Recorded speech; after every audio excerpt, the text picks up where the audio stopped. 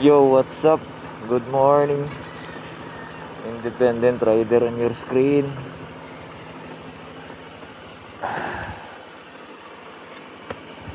Ayan. Papunta na tayong duty. So, ano nga bang sukat ng ating gulong? Anong size ng ating gulong sa harap at sa likod? Bakit nagkakaiba ng sukat? Hindi pare-pareho.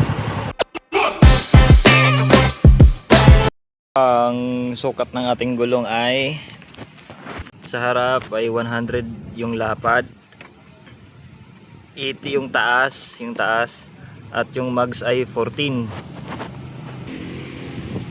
At dito naman sa likod ay 120 yung lapad, 70 yung taas, at 14 pa rin yung mags.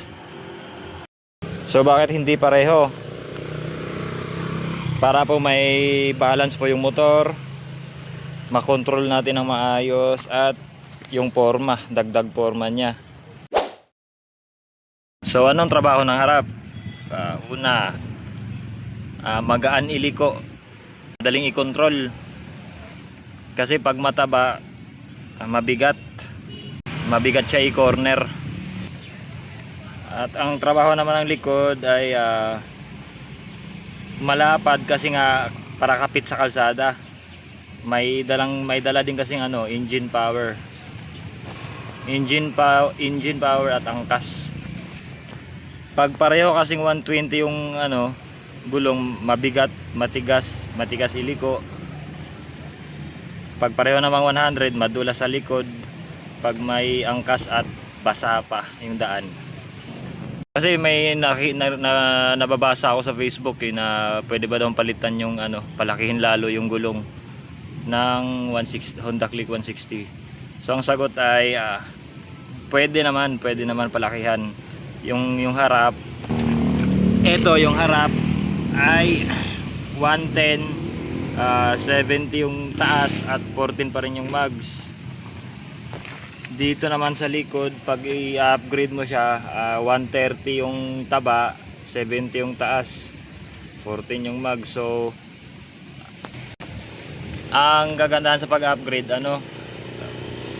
mas pogi siya tingnan kasi mas malapad na nga yung gulong, parang big bike na yung looks niya. Kaso nga lang hihina yung hatak. So wag lang talaga lalagpas ng 130 sa likod. Wag din lalagpas ng 110 sa harap. Sasayad na yun, lalo na pag may angkas. So yun lang. So guys, pauwi na tayo galing trabaho. So nakapag-video na ako about sa sukat ng ating gulong. Wait lang. Hindi pala nakalak, pala magalaw. Kahit naman di nakalak, magalaw pa rin.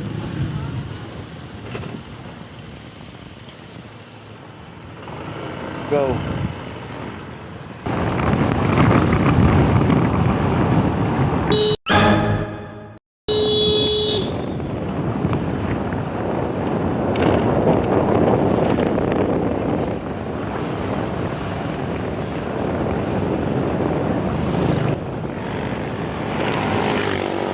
So, yun lang. See you in my next video.